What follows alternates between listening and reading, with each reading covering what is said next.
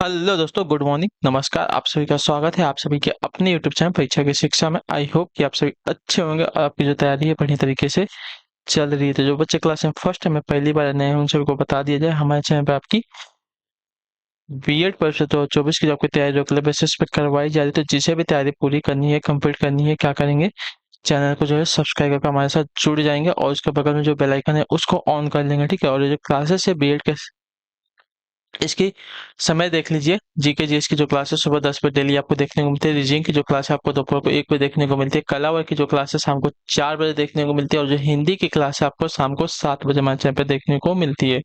तो क्लासेस का जो शेड्यूल है आप सब लोग याद करके रखेंगे, इसी टाइम पर वो क्लासेस से जुड़ना है। अपनी तैयारी को जो है पूरा और कंप्लीट करना है साथियों, ठीक है। क्लियर है। बाकी अगर आपका कोई डाउट है, कोई क्वेश्चन है, कोई क्वेरी है जो आप हमसे पूछना चाहते हैं तो आप हमारे के इंस्टाग्राम पर मैसेज कर सकते हैं। परीक्षा की शिक्षा का इंस्टाग्राम का पेज है, डिस्क्रिप्शन में सभी को लिंक मिल जाएगा। पीडीएफ और नोट्स के लिए हमारे टेलीग्राम का चैनल है, उसको ज्वाइन कर लीजिए। नीचे डिस्क्रिप्शन में इसका भी लिंक मिल जाएगा। परीक्षा की शिक्षा का वहाँ टेलीग्राम का चैनल भी है, ठीक है। तो चलें, क्लास स्टार्ट करने से पहले आपको बता दिया कि आपका जो डेट है सब चेंज हो गया है। जो बिहार बीएड वाले हैं उनका 9 अप्रैल को फॉर्म आने वाला है, ठीक है। जैसे ही फॉर्म आएगा आपको बता दिया जाएगा। और जो यूपी बीएड वाले हैं उनका क्या है कि 27 मई तक जो आपका फॉर्म भर सकते हैं। पहले जो आपका मैं बोल रहा था 31 तारीख तक है, लेकिन अभी क्या है, 7 मई तक, ठीक है। 7 मई तक आप फॉर्म भर सकते हैं। और आपका जो एग्जाम होने वाला है, जो 24 अप्रैल को था, अब चेंज होके 4 से लेके 10 जून के बीच में आपका एग्जाम हो जाएगा। 10 जुलाई को जो इसका रिजल्ट आ जाएगा, उसके बाद आपका जो है काउंसलिंग की प्रक्रिया जो है स्टार्ट हो जाएगी, ठीक है। तो आपको बस टाइम जो है मिल चुका है 2 महीने का, तो उसका जो है भरपूर इस्तेमाल कीजिए। जितनी तैयारी हो सके उतनी तैयारी कीजिए, ठीक है। तो चलिए क्लास स्टार्ट करेंगे। पहला क्वेश्चन देखते हैं क्या देगा। ढांचे के क्वेश्चन को देख के बताने की कोशिश करेंगे, सही उत्तर क्या हो जाएगा। स्वच्छ भारत मिशन की शुरुआत कब की गई थी, बताइए। स्वच्छ भारत मिशन की शुरुआत कब की गई थी, इसका राइट आंसर क्या हो जाएगा। तो देखिए, स्वच्छ भारत मिशन की शुरुआत आपकी 2 अक्टूबर 2014 को की गई थी। जो आपका पहला वाला ऑप्शन देगा आपका सही उत्तर हो जाएगा, ठीक है। क्लियर है को इसके बारे में। 2 अक्टूबर 2014 को जो है भारत में स्वच्छ मिशन की शुरुआत की गई थी, ठीक। क्लियर है। चलिए अगले क्वेश्चन बढ़ेगा आपका, देखेंगे दूसरा नंबर। बताइएगा राइट आंसर का, निम्नलिखित में से कौन सा जो है छोटा सिग्नल नेटवर्क, बताइए। छोटा सिग्नल नेटवर्क कौन सा होता है।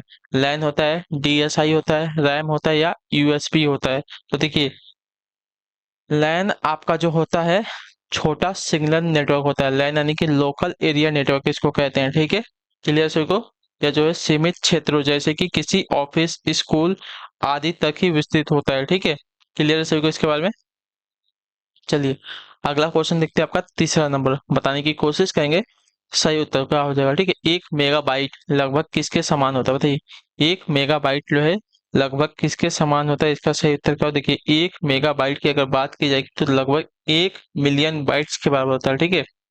बाइट्स, बिट्स के नहीं, बाइट्स के याद रखिएगा, ठीक है। 1 मेगाबाइट जो है आपका लगभग 1 मिलियन बाइट्स के बराबर होता है। तो जो आपका दिया गया यहाँ पे सी वाला विकल्प आपका सही उत्तर हो जाएगा, ठीक है।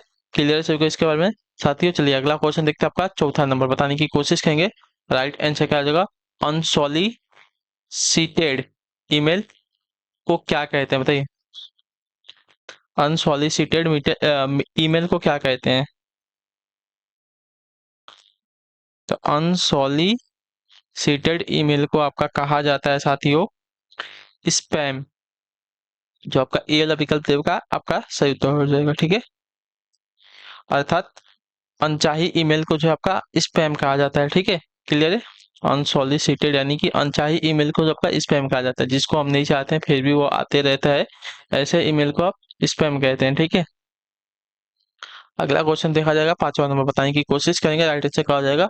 अंतर्राष्ट्रीय महिला हिंसा उन्मूलन दिवस कब मनाया जाता है, बताइए। अंतर्राष्ट्रीय महिला हिंसा उन्मूलन दिवस कब मनाया जाता है। तो आपका राइट आंसर यहाँ पे हो जाएगा साथियों 25 नवंबर को। जो आपका सी वाला विकल्प देगा आपका सही उत्तर हो जाएगा, ठीक है। क्लियर है यहाँ तक, ठीक है। अगला क्वेश्चन देखते हैं, छठा नंबर प्रश्न बताने की कोशिश करेंगे, सही उत्तर क्या हो जाएगा। विटामिन सी की कमी से होने वाली बीमारी कौन सी, बताइए। विटामिन सी की कमी से होने वाली बीमारी कौन सी है।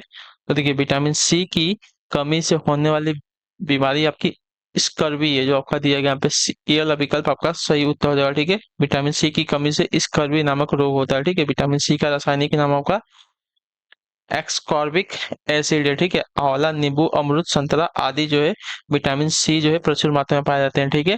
क्लियर है। अगला क्वेश्चन देखा जाएगा आपका 7वां प्रश्न, ध्यान से देख के बताइएगा, अटेंशन से क्या हो जाएगा। धर्मनिरपेक्षता का अर्थ क्या है बताइए। धर्मनिरपेक्षता का अर्थ क्या है। तो धर्मनिरपेक्षता का अर्थ है राज्य सरकार द्वारा किसी भी धर्म को स्वीकार नहीं करना, अर्थात राज्य का अपना कोई धर्म न हो। भारत एक आपका धर्मनिरपेक्ष राज्य है, ठीक है। क्लियर। तो राज्य सरकार द्वारा किसी धर्म को स्वीकार नहीं करना जो आपका दिया गया है यहाँ पे, सी वाला विकल्प आपका राइट आंसर हो जाएगा, ठीक है। क्लियर से इसके बारे में। राज्य का कोई अपना धर्म नहीं होता, भारत एक आपका धर्मनिरपेक्ष राज्य है, ठीक है। क्लियर है। अगला क्वेश्चन देखेंगे 8वां नंबर, बताने की कोशिश करेंगे सही उत्तर का साथियों। क्या देगा, धर्म की स्वतंत्रता का अधिकार किस अनुच्छेद में है, हमको बताना है, ठीक है। धर्म की स्वतंत्रता का अधिकार जो है किस अनुच्छेद में है। अनुच्छेद 25 से 28 में है, 14 से 18 में है, 56 में है या 51 में है। तो देखिए आपका राइट आंसर यहाँ पे हो जाएगा, धर्म की स्वतंत्रता का अधिकार जो है संविधान के अनुच्छेद 25 से लेकर 28 तक जो है आपके वर्णित किए गए हैं। तो जो आपका दिया गया यहाँ पे पहला वाला ऑप्शन सही उत्तर हो जाएगा, ठीक है। क्लियर से होगा इसके बारे में। इसके अंतर्गत 4 प्रकार के धार्मिक स्वतंत्रता दी गई है, ठीक है। क्लियर से को। चलिए अगला प्रश्न देख के बताने की कोशिश कीजिएगा, राइट आंसर का हो जाएगा, इनमें से कौन सा बायोडिग्रेडेबल नहीं है बताइए। इनमें से कौन जो आपका बायोडिग्रेडेबल नहीं है, सब्जी, फल, केचुआ या एल्युमिनियम फॉयल, क्या बताइए। तो इसमें राइट आंसर आपका हो जाएगा एल्युमिनियम फॉयल, जो आपका डी वाला विकल्प देगा आपका सही उत्तर, ठीक है। एल्युमिनियम फॉयल जो आपका बायोडिग्रेडेबल नहीं है, अर्थात इसका अपघटन काफी समय बाद होता है, जबकि सब्जी, फल, केचुआ आदि जो है बायोडिग्रेडेबल होते हैं, ठीक है। क्लियर से इसके बारे में। चलिए अगला प्रश्न देखते हैं आपका 10वां नंबर प्रश्न, ध्यान से देख के बताने की कोशिश करेंगे, राइट आंसर का हो जाएगा, मानव शरीर में क्रोमोसोम्स की संख्या कितनी होती है बताइए। मानव शरीर में क्रोमोसोम्स की संख्या कितनी होती है। तो देखिए मानव शरीर में क्रोमोसोम्स की संख्या जो आपकी 23 जोड़ी यानी कि 46 होती है, जो आपका दिया गया यहाँ पे सी वाला विकल्प आपका सही उत्तर हो जाएगा, ठीक है। क्लियर है। इनमें 22 जोड़ी जो है ऑटो ऑटोसोम्स तथा 23वीं जोड़ी जो आपकी लिंग गुणसूत्र की होती है, ठीक है।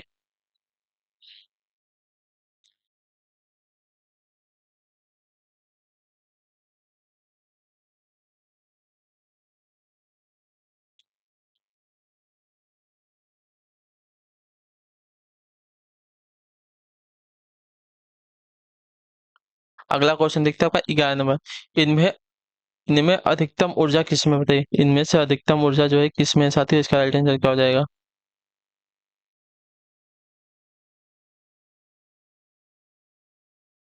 इनमें से अधिकतम ऊर्जा किसमें है, इसका सही उत्तर क्या हो जाएगा। तो देखिए क्या दिया गया है, तो वसा में जो आपका दिया गया यहाँ पे बी वाला विकल्प आपका सही उत्तर हो जाएगा, ठीक है। प्रोटीन, कार्बोहाइड्रेट, वसा तथा विटामिन में से सबसे अधिक ऊर्जा जो आपकी वसा में होती है, ठीक है। परंतु हमारे शरीर को सर्वाधिक ऊर्जा कार्बोहाइड्रेट से मिलती है, ठीक है। क्लियर है सभी को इसके बारे में।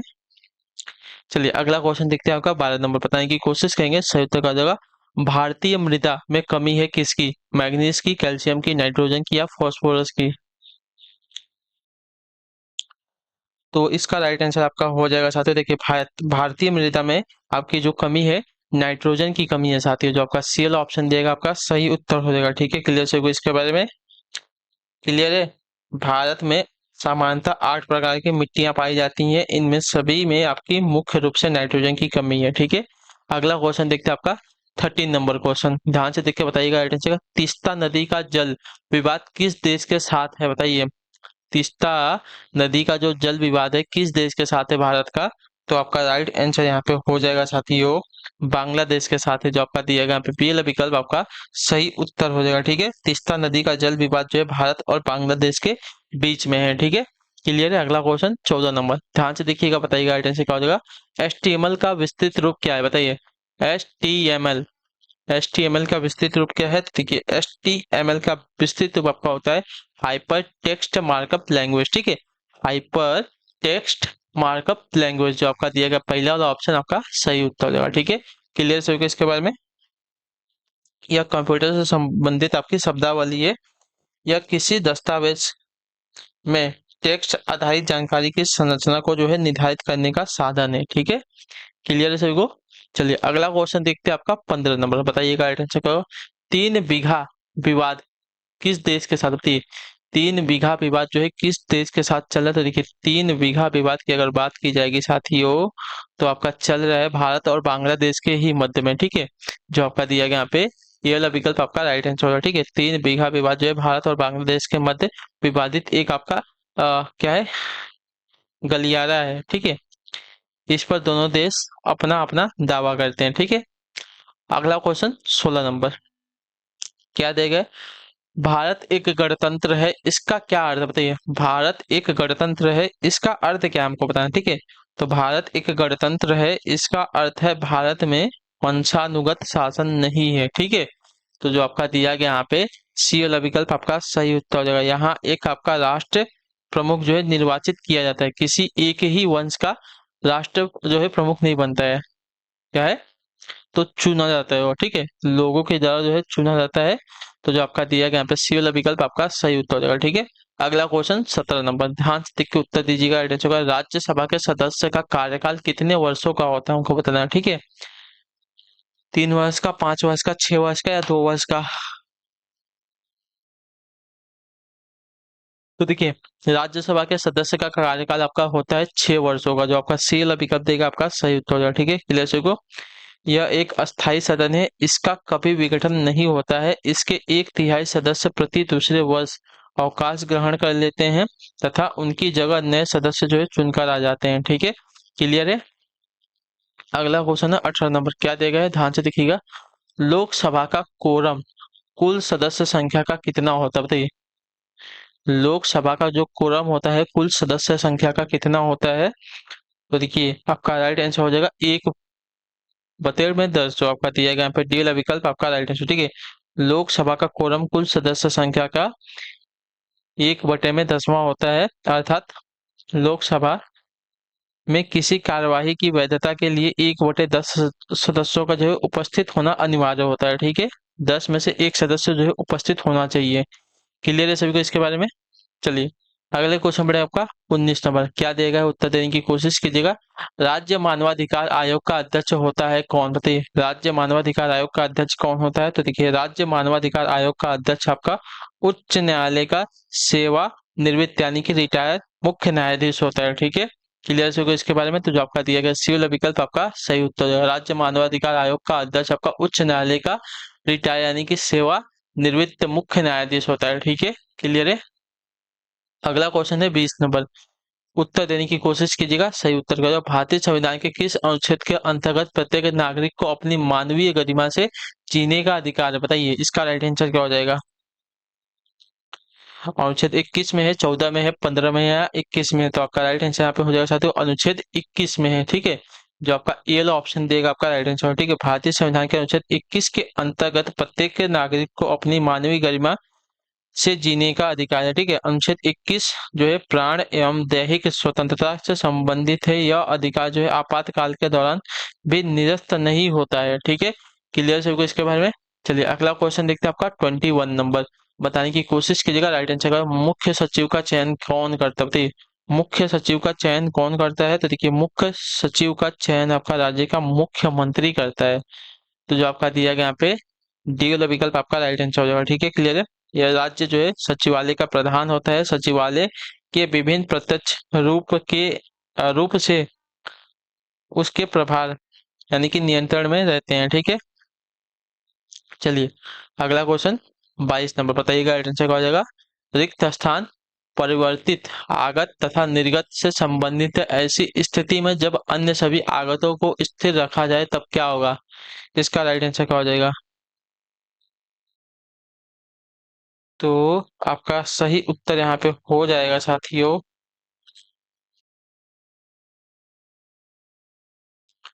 कुल उत्पाद को। ठीक है, जो आपका ये वाला विकल्प देगा आपका सही उत्तर हो जाएगा। ठीक है, कुल उत्पाद जो है परिवर्तित आगत तथा निर्गत से संबंधित है, ऐसी स्थिति में जब अन्य सभी आगतों को स्थिर रखा जाता है। ठीक है, क्लियर हो इसके बारे में। चलिए अगला क्वेश्चन है 23 नंबर, बताने की कोशिश करेंगे सही उत्तर क्या हो जाएगा।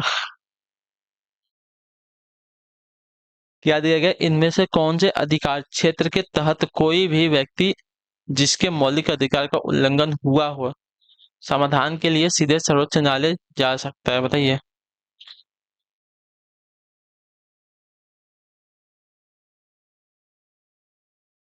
तो आपका राइट आंसर है याचिका न्यायिक क्षेत्र में, जो आपका दिया गया यहाँ पे बी विकल्प आपका राइट आंसर है, ठीक है। याचिका न्यायिक क्षेत्र से, ठीक है, इसके तहत, ठीक है, याचिका न्यायिक क्षेत्र के तहत कोई भी व्यक्ति जिसके मौलिक अधिकार का उल्लंघन हुआ हो समाधान के लिए सीधे सर्वोच्च न्यायालय जो है जा सकता है, ठीक है।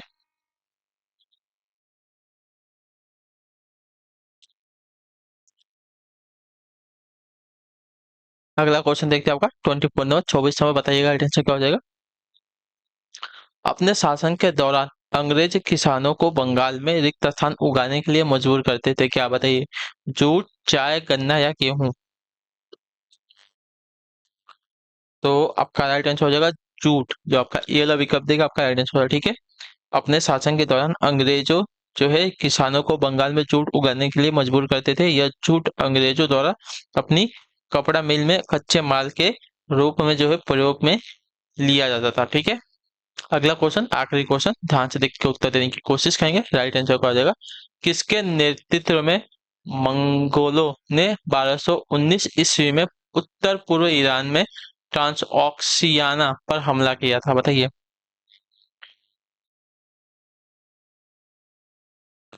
तो आपका राइट आंसर हो जाएगा साथियों चंगेज खां के, जो आपका दिया गया यहाँ पे डी वाला विकल्प आपका राइट आंसर, ठीक है। चंगेज खां के नेतृत्व में मंगोलों ने 1219 ईस्वी में उत्तरी पूर्वी ईरान में ट्रांसऑक्सियाना पर हमला किया था, ठीक है। क्लियर है सबको इसके बारे में। इस समय भारत में इल्तुतमिश का शासन था। वह अपनी सूझबूझ से चंगेज खां के भारत पर आक्रमण को रोकने में सफल रहा था, ठीक है। क्लियर सबको इसके बारे में। ठीक, तो इसी के साथ जो आपकी क्लास है आज की यहीं पे कंप्लीट होते हैं। आई होप कि आपको जो क्लास है अच्छी लगी, अच्छे क्लास को लाइक कर देगा, चैनल में पहले तो चैनल को सब्सक्राइब, और हमें जो है कमेंट में अपनी राय क्लास के बारे में जरूर दीजिएगा आपको क्लास कैसी लग रही है। तो हम आपसे मिलते हैं आपकी अगली क्लास में, तब तक के लिए टाटा बाय बाय, जय हिंद जय भारत। आपसे अगर क्लास से जुड़ने के लिए बहुत बहुत ही धन्यवाद साथियों। क्लासेस थोड़ी छोटी हैं, उसका कोई दिक्कत नहीं है, हम आपका जो है पूरा कवर कर लेंगे। क्या है, अभी टाइम आपके पास ज्यादा है इसलिए हम थोड़ा थोड़ा करके आपको पढ़ा रहे हैं। क्या एक बार आपको पढ़ा देंगे तो आप पढ़ नहीं पाओगे, ठीक है। तो इससे से थोड़ा थोड़ा पढ़िए, आपको भी देखिए अच्छा लगेगा, आपको भी क्वेश्चंस याद रहेंगे, ठीक है। तो आपसे मिलते हैं हम आपकी अगली क्लास में दोपहर को 1 बजे रीजिंग वाली क्लास में, ठीक है।